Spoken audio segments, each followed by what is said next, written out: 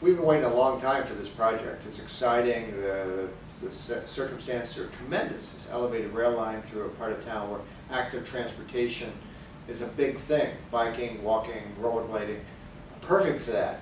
I think the length of getting this thing built is testing some people's patience. But boy, Chicago, it doesn't have anything quite like this. It's going to be exciting when it's done. Well, Mayor Robbins really set the table for this with his push for bike lanes and bike sharing and divvy and so forth. That's been his signature project. It doesn't have a lot of money for major new construction, so bicycling is really hot right now. And you look at what's happening along the lakefront. I mean, tremendous use of that trail. The 606 will feed into that in lots of ways. Also, of course, the mayor's looking for great ribbon cuttings we can have that help us celebrate our city without requiring tens of millions of dollars. And the 606, you know, is kind of the biggest new thing that we're going to have to get excited about. You know, right now in this city, we don't really have, besides the lakefront trail, bike laneage that's free of the highway crossings. And, you know, this old Milwaukee Road train line is like tailor-made for this because it travels east to west where the streets are narrow. So there's lots of street crossings that, you know, pedestrians and bicyclists can avoid with that elevated. I think the real hitch with this is just it's difficult to sell to the public who doesn't understand the neighborhood because they're not sure if this is a transportation project or a park recreation amenity. And I think it's kind of a hybrid. And you look at the New York's High Line, for example, and it serves both of those roles. And that's a new idea for Chicago. Let's face it, the High Line is one of a kind, and as great as the 606 is going to be, you're not going to have views of great rivers and big factories and things that the High Line has.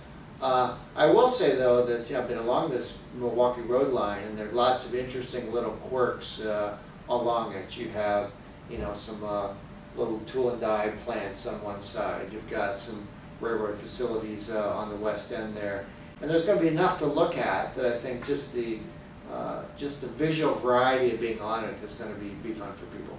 I think though they may have missed an opportunity here by not leaving the tracks there just for aesthetic reasons. You look at the High Line in New York, and the fact that you're walking along an old set of railway tracks that's, you know, paved, I think could have added an element of historical, you know, heritage to it that was lost when the tracks were ripped up.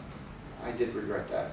Another lost opportunity, I think, was the name. You look at the High Line, and that's the historic name of the line in New York. It respects the history of the line.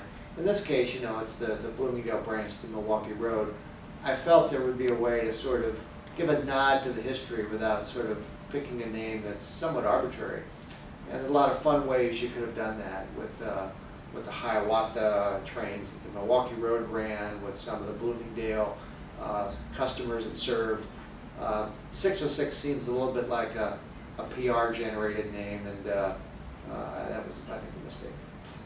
I think it'll be a big success. You look at the trails around the U.S. that serve these double roles of being tourist attractions and trail at the same time. They seem to do really well. Whether or not this will be a springboard to having a whole series of trails around Chicago, that may be a little optimistic. I think this is kind of a one-of-a-kind opportunity. I think the biggest limitation is, as of now, it really won't go anywhere. It'll go from A to B, and it won't connect directly to lots of other really good trails. But bicyclists are creative people. They find ways to get around even with some gaps.